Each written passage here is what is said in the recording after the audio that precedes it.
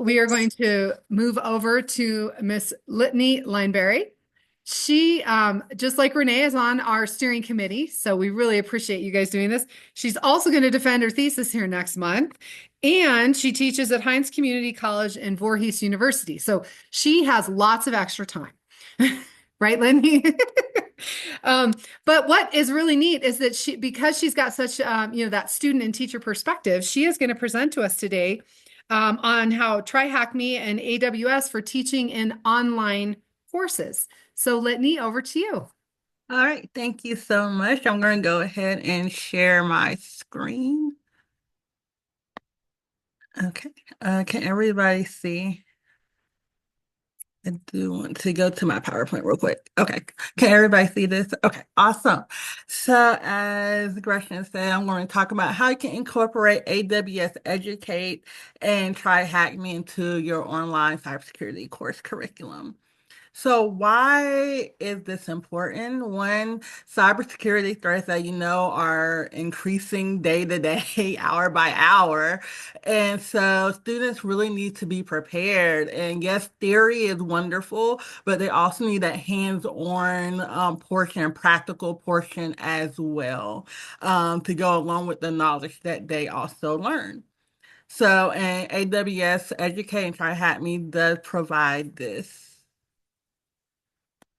Okay.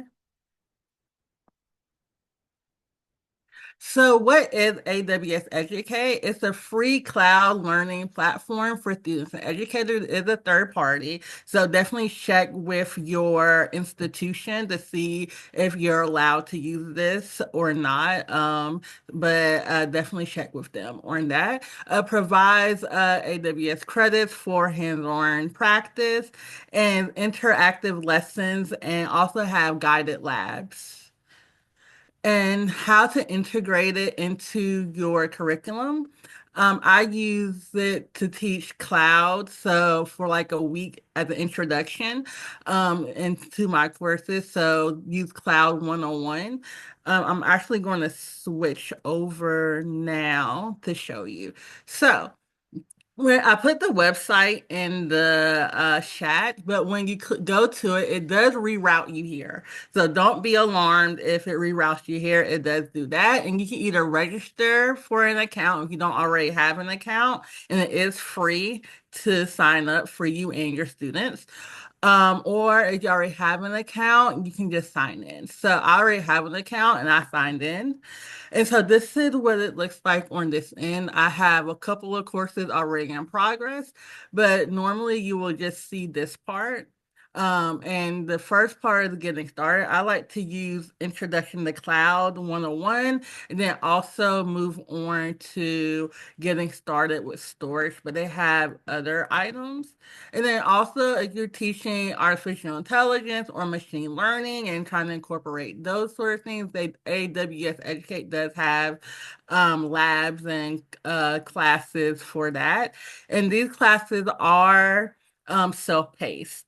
So usually with an online class, whether synchronous or asynchronous, usually give students about a week or so to do the work, depending on how long it may take. So for example, Introduction to Cloud Computing says it would take around 3 hours. And knowing that this is an introduction, depending on if this is for an intro to cybersecurity course or an advanced level, I would either give my students a week or 2 weeks to complete it. And what I love about this is there's different filters. So if you want them to earn a badge, then you can click that and click on the ones that will earn them a badge. And usually I have them upload that badge to the school that I use, we use Canvas. So they upload that to Canvas. And then you can also filter it by the different labs that they may have. And then also you can filter it by the different skill sets. So you're teaching, want to incorporate cloud computing or machine learning or network and infrastructure or just regular cybersecurity. You can select which ones will go with that. And then finally, the level. And then again, depending on your course, if you want something that will last them 5 hours versus 1 hour, you can sort it by that as well.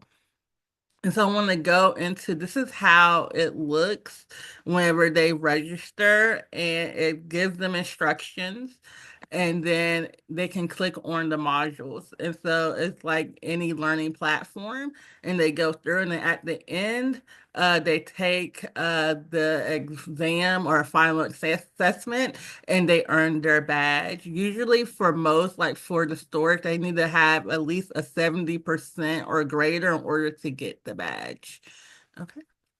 So this is how I incorporate AWS. And later on, I show a slide that shows the curriculum and how I do it for that week. And again, I went over a cloud one-on-one overview, but it's basically a fundamentals on cloud fundamentals and also AWS services as well.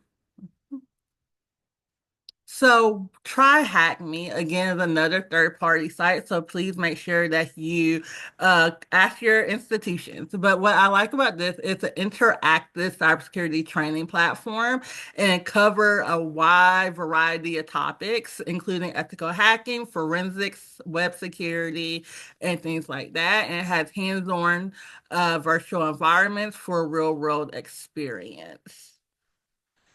For me, using TryHackMe, I use individual class courses within TryHackMe, but they also have learning paths and capture the flag challenges that you can use as well. And I'm going to go to that right now.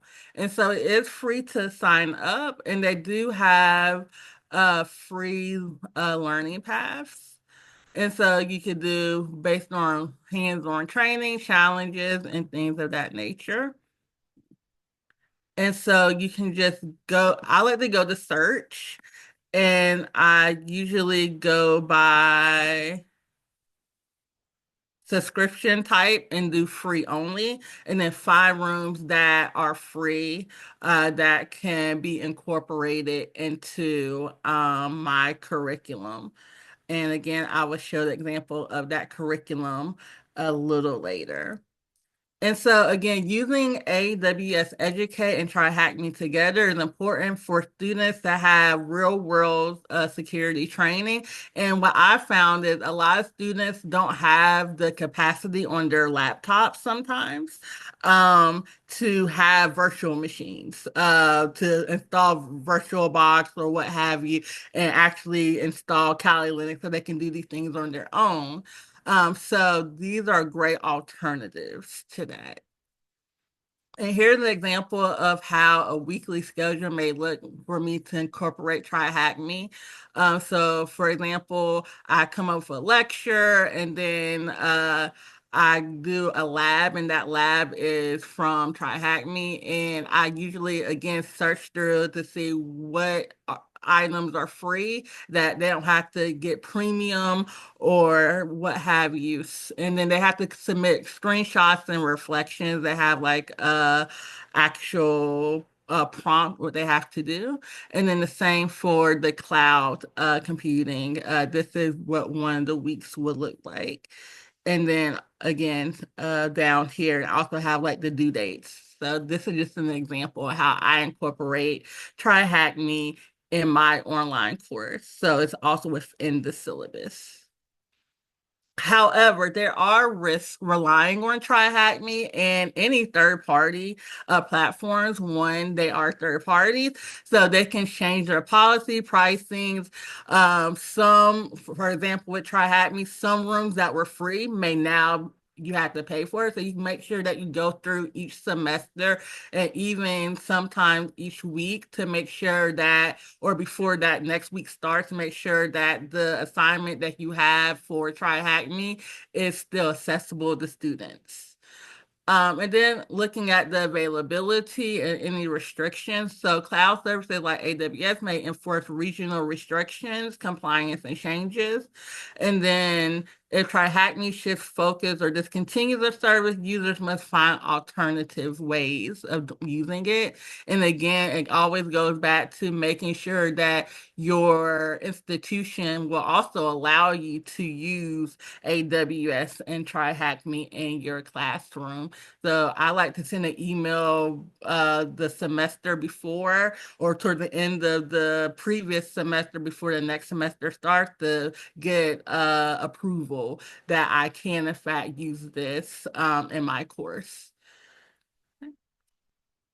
So again, AWS Educate Cloud 101 lays a great foundation for cloud security. TryHackMe enhances learning with hands-on cybersecurity exercises. And sign up for both AWS Educate and TryHackMe is free.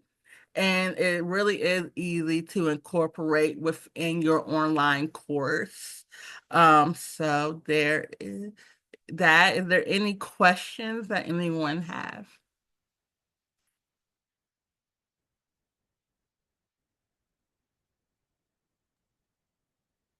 All right. Thank you so much. If Cool. you have questions, I'll put my email in the chat. Thank you. Thank you, Litany. And just to plug her for next month as well, she's going to be doing our Linux episode 2. So it's March 21st. She did our first Linux workshop last year. You can find it on YouTube. But we're also going to be doing another one, and she's going to be on that. So if you'd like to hear more about Linux and how she works it into her classes, you can join us again next month. So thank you.